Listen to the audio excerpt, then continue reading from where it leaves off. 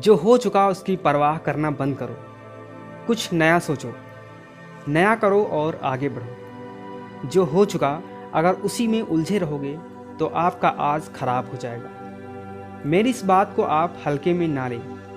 आप इतने समझदार हैं कि आप मेरी इस बात को अच्छे से समझ सकते हैं। अगर आप वाकई पीछे घटने वाली घटनाओं को दिन रात अपने दिलो दिमाग में दोहराते रहेंगे तो आगे कुछ नया करने का निर्णय नहीं ले पाएंगे।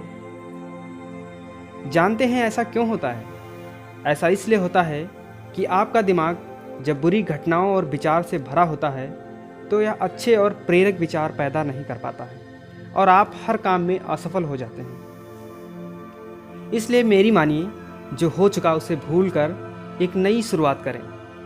मान लीजिए एक कमरे में किताबों का एक विशाल ढेर लगा दिया जाए और आपको एक विशेष किताब का नाम बताया जाए और उस किताब को उस कमरे में लगे विशाल ढेर में से ढूंढ कर लाने को कहा जाए तो आपको कितना समय लगेगा?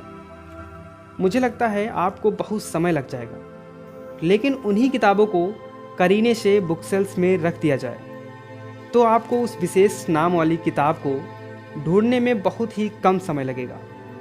मेरी इस बात से आप सहमत हैं कि नहीं? मुझे लगता है आप सहमत हैं। जिस तरह से किताबों के ढेर से कमरा भरा है, ठीक उसी तरीके से हमारा दिमाग विचारों के ढेर से भरा हुआ है। जब हम निराश और दुखी होते हैं तो सही विचार और सही फैसले को सामने लाने में हमारा दिमाग असफल हो जाता है और हमें उस निराशा और दुख से बाहर आने में बहुत समय लग जाता है।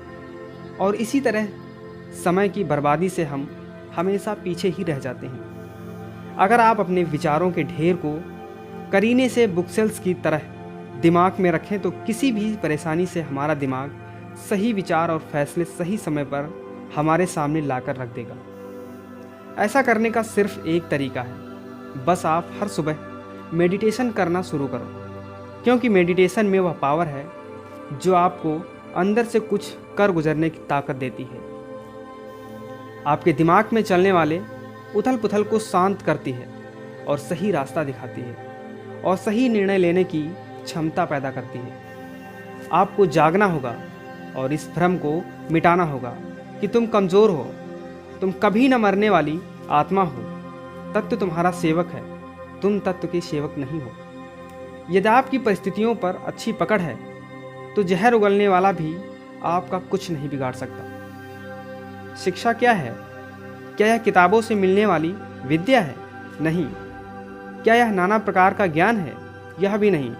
जिस संयम के द्वारा इच्छा शक्ति का प्रवाह और विकास वश में लाया जाता है और वह फलदायक होता है, वही शिक्षा कहलाती है। अगर आप लोगों का भी मस्तिष्क तमाम विचारों से भरा हुआ है और आप अपने जीवन के सही फैसले लेने में सक्षम नहीं हैं तो आज से ही मेडिटेशन करना शुरू कर दीजिए।